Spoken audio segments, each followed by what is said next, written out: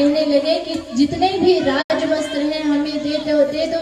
लेकिन धोबी ने कहा, अरे कहाँ से मांगने के लिए आ जाते हो, मैं तो नहीं दूंगा।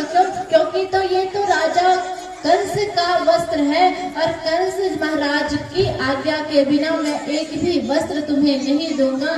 भगवान को मना करते हुए धोबी कहता है कि अगर तुम्हें वस्त्र ही चाहिए तो पहले राजा कंस का आदेश लाओ, उसके बाद मिलेगा। भगवान ने कहा, तुम मेरे साथ ऐसा कर रहे हो। भगवान ने उसी समय एक मुटका जो धोबी को है उसे मारते हैं, उसी समय धोबी का नमो नारायण, उसी समय धोबी का प्राण निकल गया।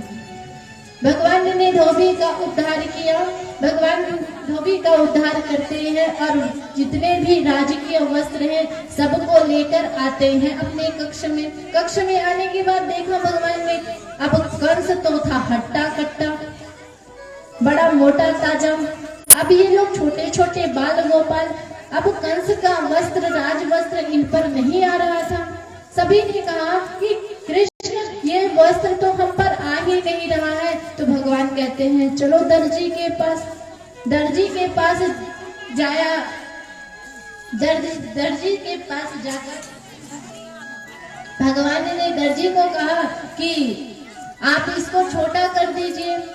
दर्जी के पास जाकर भगवान ने कहा आप इन वस्त्रों को छोटा कर दीजिए। उसी समय दर्जी ने देखा, दर्जी ने क्या देखा, अरे ये तो वही सांवला स्वरूप है जो कभी मैंने सपने में देखा है।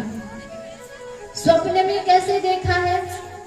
त्रेता युग की बात है, जब भगवान श्री रामचंद्र जी का विवाह हो रहा था तो विवाह के समय एक दर्जी को बुलाया गया और दर्जी को बुलाकर कहा गया कि भगवान के नाप का कुर्ता सिलवाना है।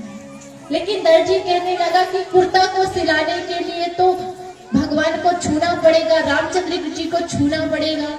तो सभी सैनिक तलवार लेकर खड़े हो गए कि बिना छुए भगवान के लिए कुर्ता बनाना है, आप छू नहीं पाओगे। तो उस समय दर्जी के मन में एक अभिलाषा थी कि मैं एक बार अपने श्री रामचंद्र जी के और नहीं तो पैर ही छू लेता।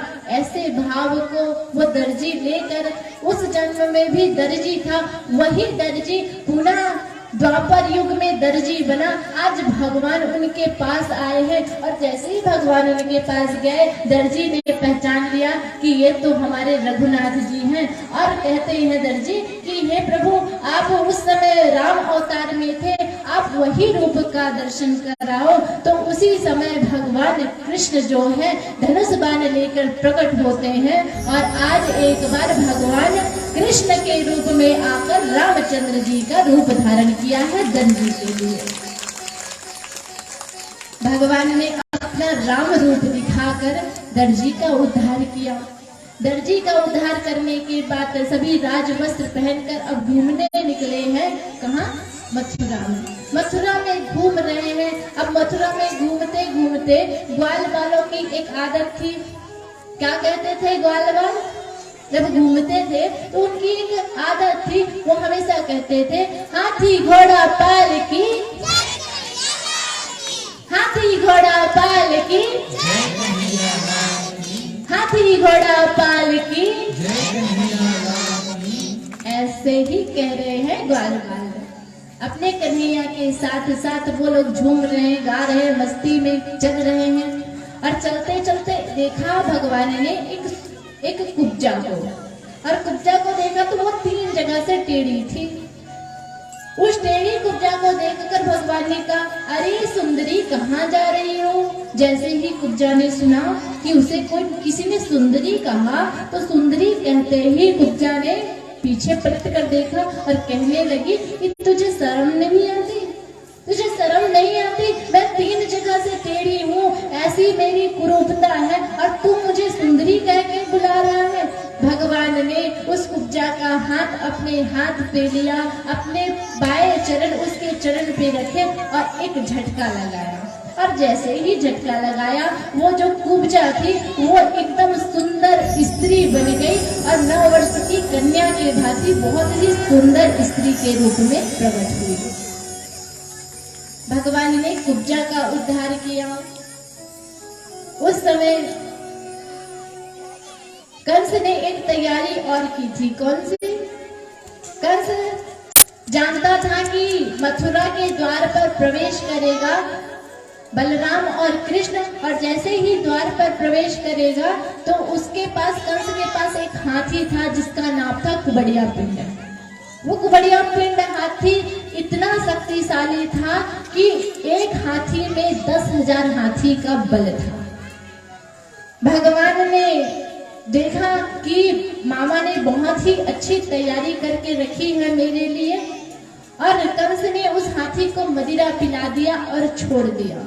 बलराम और कृष्ण ने उस हाथी को पटक पटक के मारा है और मार कर उसके दांत को निकाल कर अपने कंधे पर लेकर आगे बढ़े हैं। भगवान ने उस बढ़िया पिंड हाथी का भी उद्धार किया। आगे चलते हैं यज्ञशाला में। बलराम और कृष्ण जैसे ही यज्ञशाला में पहुंचे, यज्ञशाला में पहुंचकर भगवान ने वहां धनुष उठाया है। कौन सा धनुष? वही शिव जी का धनुष जिसे परशुराम जी ने कंस को सौंपा था। कंस ने बहुत तपस्या की। तपस्या करने के बाद ब्रह्मा जी से वरदान प्राप्त किया कि कोई ऐसा शस्त्र हो जिसके प्राप्त होने से मैं मरूं ना, और मरूं तब जब वो खंडित हो।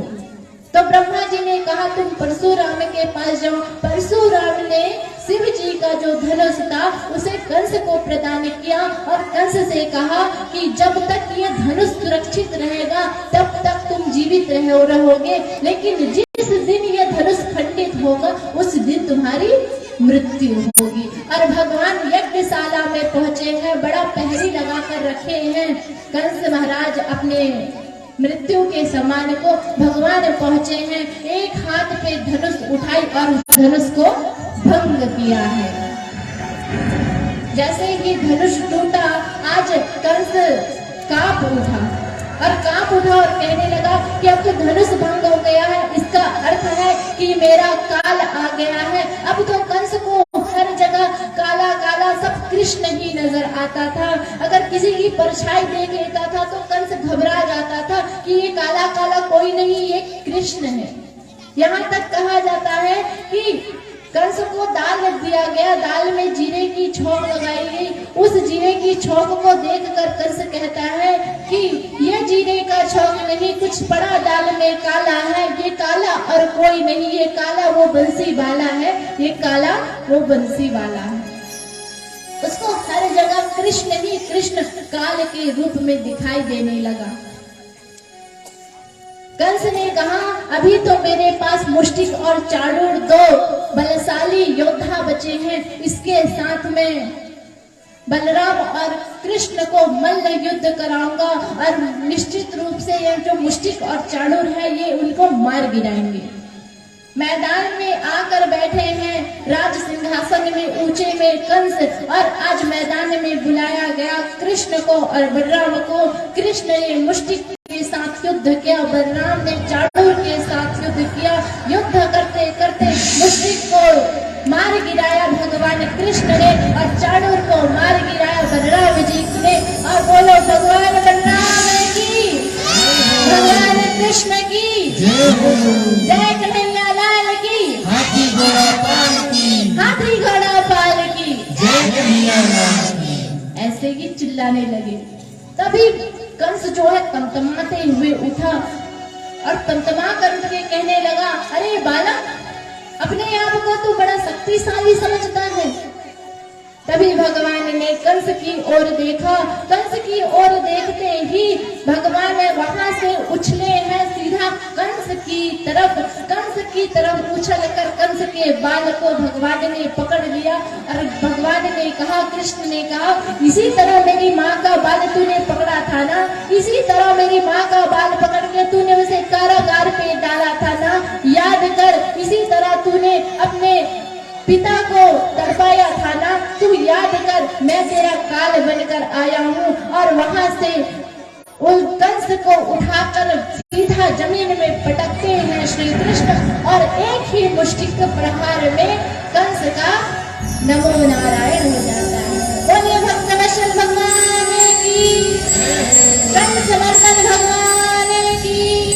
कृष्णचंद्र लाल की। कंस को मार